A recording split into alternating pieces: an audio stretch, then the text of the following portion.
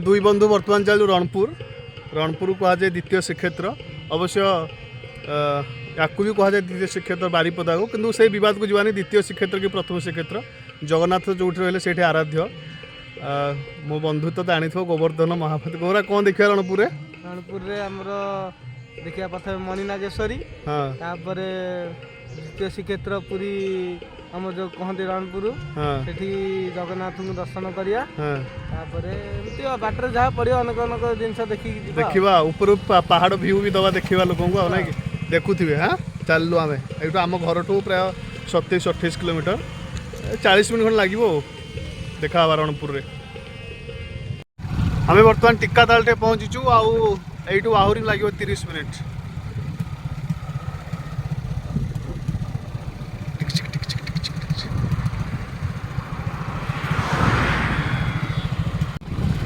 गोवर्धन बर्तमान आम कोटगड़ घाटी जाऊँ ये देखु आगे कोटगड़ घाटी आगे अवश्य रास्ता एपटे खराब अच्छी किंतु आग को भल रास्ता आसो आम डायरेक्ट सर्टकट पलि आसलु आपड़ जदि चाहिए सर्टकट आसबे चाहिए नुह सर्टकट आसवा चाहिए हाँ से एका कथा लोक बुझे जदि चाहिए आप सीधा विनोदपड़ा टू बाँ पटे लेफ्ट साइड पशिकी कोटगड़ घाट आसिक बाहर से सुनाखेला रोड सेमती कह जाए जदि आप भुवनेश्वर आसुँच आप सुनाखेला लेफ्ट साइड देख जापर रणपुर को ना सुनाखेला पूर्व अच्छे गोटे विनोदपड़ा से आप लेफ्ट साइड देखिए सर्टकट जापर कि रास्ता टी खराब आप जहाँ चाहिए जो बाटे चाहिए आ केत समय लगे आमको प्राय अध घंटे 30 मिनट पाखापाखि लगे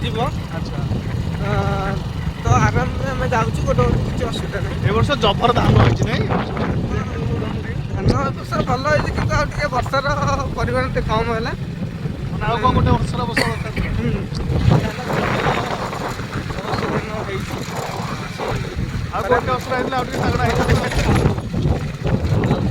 ये आमर जो कहती खणी खोर्धा जिलार खणी ना देखु बर्तमान खणी ये प्रबल देखा बर्तमान रणपुर बड़ दाण्ड बर्तमान बड़ दाण्ड बर्तमान पहुँचीचु बर्तमान आम फर्स्ट टाइम के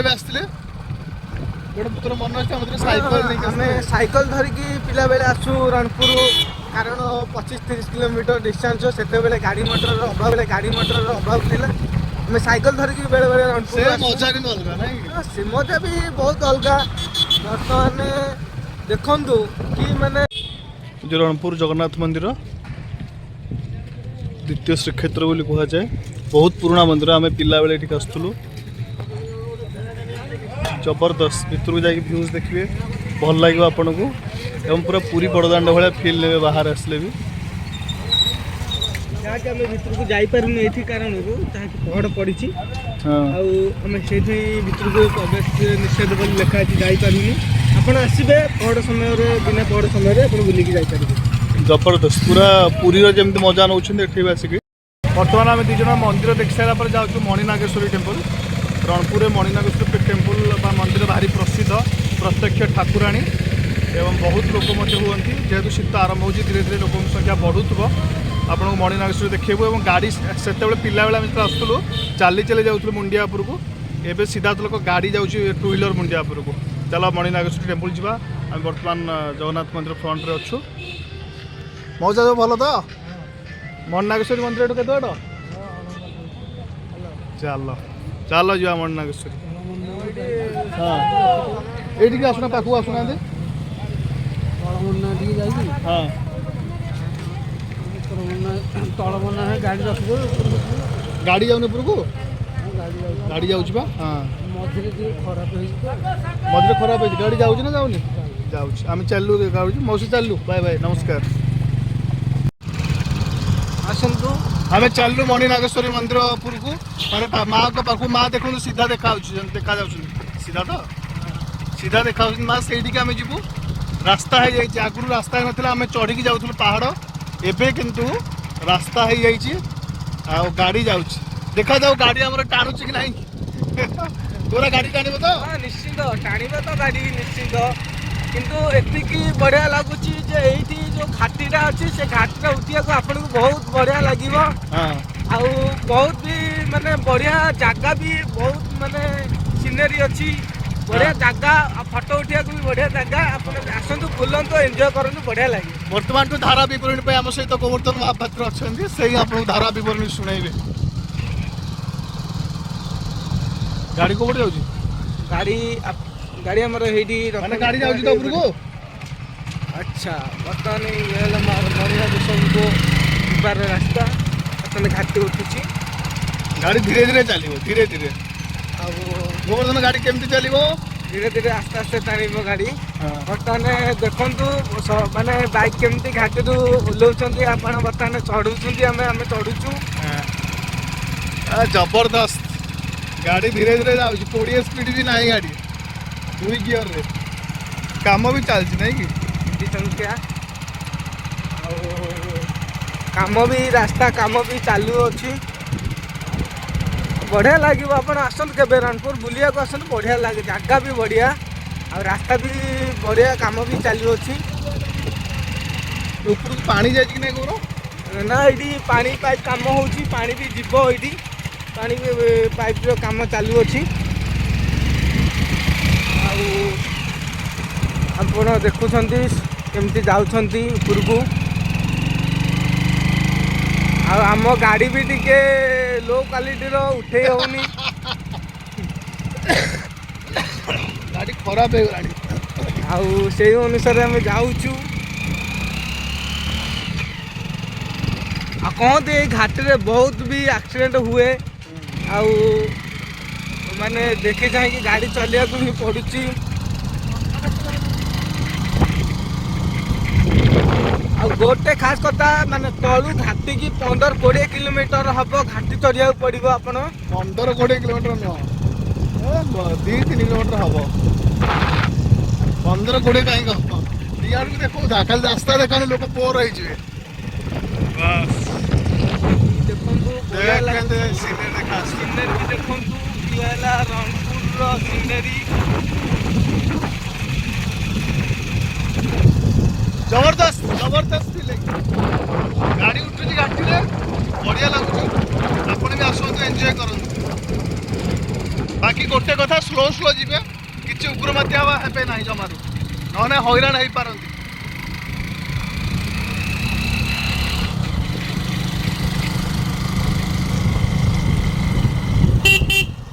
ଦେଖନ୍ତୁ ଗାଡ଼ି ଚାରିଆଡ଼େ ଯାଉଛନ୍ତି ଆରାମରେ କେମିତି ଘାଟି ବୁଲା ହେଉଛି ବି ଦେଖନ୍ତୁ, ମାନେ ବହୁତ ମାନେ ବଢ଼ିଆ ଜାଗା।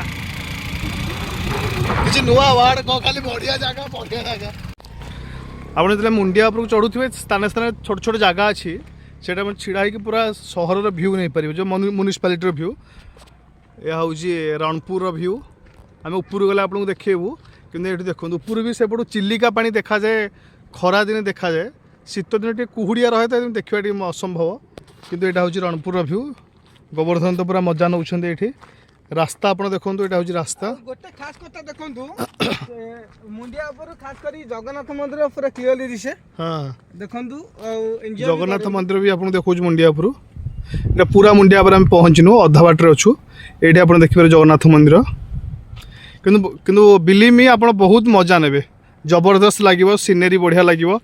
ଆଉ ଖାସ୍ କରି ଘାଟି ଉପରୁ ଉଠିଲା ବେଳକୁ ଯେଉଁ ରାସ୍ତା ଅଛି, ସେ ରାସ୍ତା ବି ଆପଣ ପସନ୍ଦ ଆସିବ, କିଛି ଖରାପ ରାସ୍ତା ହେତେ ବି ନାହିଁ। ଆମେ ଆଉ ସେଇଠିକି ଯିବୁ। ସେ ଦେଖନ୍ତୁ ଯେଉଁ ବାନା ଉଡ଼ୁଛି, ମନ୍ଦିର ବାନା, ସେଇଠିକି ଆମେ ଯିବୁ। ବର୍ତ୍ତମାନ ଅର୍ଦ୍ଧ ବାଟରେ ଆମେ ଅଛୁ, ଆଉ କିଛି ସମୟ ଦେଖୁଥାନ୍ତୁ, ମାଆଙ୍କୁ ଦର୍ଶନ କରିବୁ। ପୁରା ରଣପୁର ସହର ଭ୍ୟୁ ନାହିଁ, ଜବରଦସ୍ତ। ଆମେ ଆସିଥିଲେ 8-10 ବର୍ଷ ତଳେ। ଏଇ ବେଗୁନିଆ ଏଇଠି ଗୋଟେ ଗାଡ଼ି ଖସି ପଡ଼ିଥିଲା, ସେଇଥିପାଇଁ ବାଡ଼ ଦିଆହେଇଛି ବୋଧେ ଏଠି। ଆଗରୁ କିନ୍ତୁ ବାଡ଼ ଦିଆ ହେଇନଥିଲା, ଆମେ ଯେତେବେଳେ ଆସିଥିଲୁ। ପ୍ରବଳ ଲୋକ।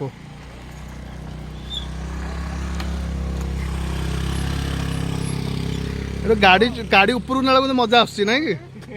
ଖସିଲା ବେଳକୁ ଟିକେ ଇଏ ଆଉ ଉପରକୁ ଉଠିଲା ବେଳକୁ ଗାଡ଼ି ଘଡ଼ ଘଡ଼ ହେଉଛି, ଖସିଲା ବେଳକୁ ବ୍ରେକ୍ ଦରକାର। ଖସିଲା ବେଳକୁ ଟିକେ ବ୍ରେକ୍ ତାଗଡ଼ା ଥିବା ଦରକାର। ଆଉ କିଛି ସମୟ ଅପେକ୍ଷା ରଣପୁର ମୁଣ୍ଡିଆ ମଣିନାଗେଶ୍ୱରୀ ମା ପ୍ରତ୍ୟକ୍ଷ ଠାକୁରାଣୀ। ଗାଡ଼ି ପ୍ରତି ଯାହା କୁହ, ଗାଡ଼ି ପ୍ରତି କିନ୍ତୁ ଭାରି ନିର୍ଯାତନା ହେଉଛି। ଗାଡ଼ି ଯେଉଁ ଘଁ ଘାଁ କରୁଛି, ଦେଖନ୍ତୁ ଇଏ ବହୁତ କଷ୍ଟରେ ମାନେ ଘାଟି ଉଠଉଠି ମାଗ ଭାରି କଷ୍ଟ ଘାଟି ଉଠିବ। ଏ ଘାଟି ଉଠିଗଲା ରେ ଗୋବର୍ଦ୍ଧନ। ଇଏ ହେଲା ମାଙ୍କ ପାଖକୁ ପଳେଇ ଆସିଲୁ ଆମେ। ପାର୍କିଂ ଜବରଦସ୍ତ ଜାଗା ଦେଖ। ପାର୍କିଂ ପ୍ଲେସ୍ ଦେଖେଇ ଦେ, ପାର୍କିଂ ପ୍ଲେସ୍ଟା। ପାର୍କିଂ ପ୍ଲେସ୍ ଦେଖନ୍ତୁ, ଏଠି ଗାଡ଼ି ରଖିକି ଯାଇପାରିବେ ଆପଣ। ଫେରୁଛୁ ମାଙ୍କୁ ଆଗ ଦର୍ଶନ କରିକି ଫେରୁଛୁ। ଆଉ ମାଗୋ ଜନ୍ମ ଦେଇଛୁ ମରଣ ବି ଦବୁ, କାହିଁ ମୁଁ ଅବାବା ହେବି। ଏଇପଟେ ଯିବା ଆମେ, ଗାଡ଼ି ରଖିବା।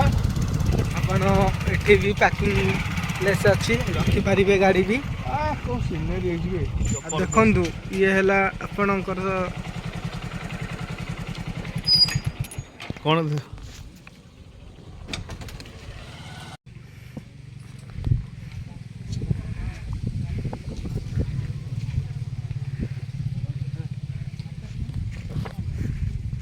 ଇଏ ହେଲା ମା ମଣିନାଗେଶ୍ୱରୀଙ୍କ ମନ୍ଦିର।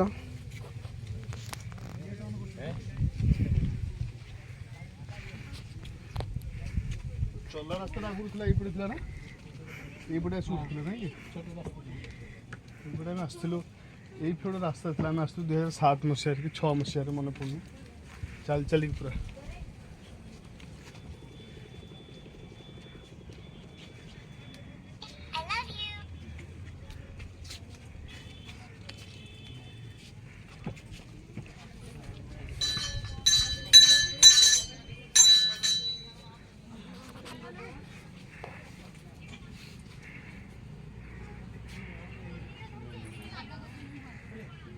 ଇଏ ହେଲା ମା ମଣିନାଗେଶ୍ୱରୀ।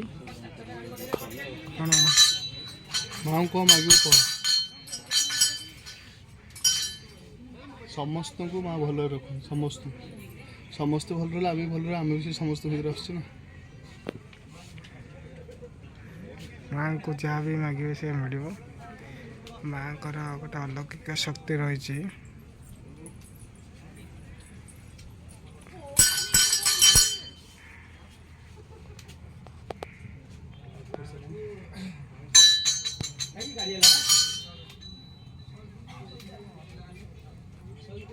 ये लो माँ मणिनागेश्वरी ଯାହାକି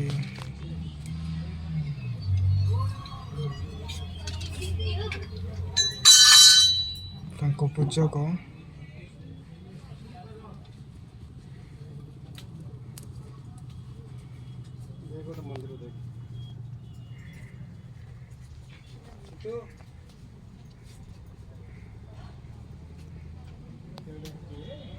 ରଣପୁର ସେଇଠି ଅଛି।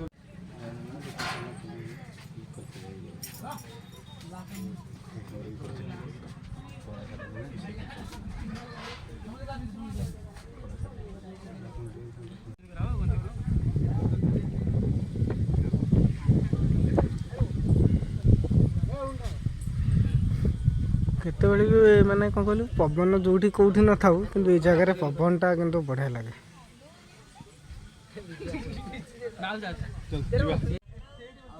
ମା ମଣିନାଗେଶ୍ୱରୀ ମନ୍ଦିର ଦର୍ଶନ ସାରି ଫେରୁଅଛୁ।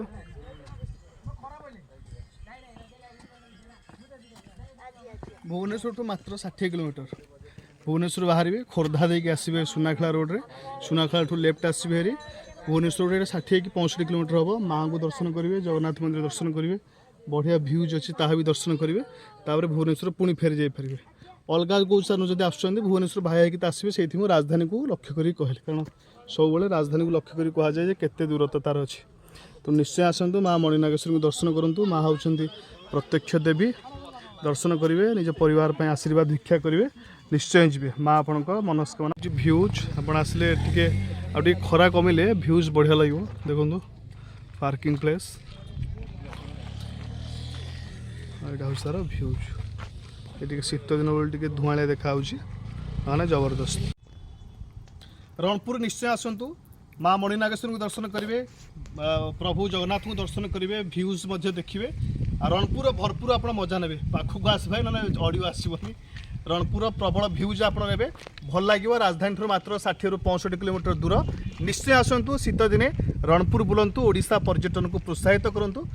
Welcome to Ranpur. Bye bye.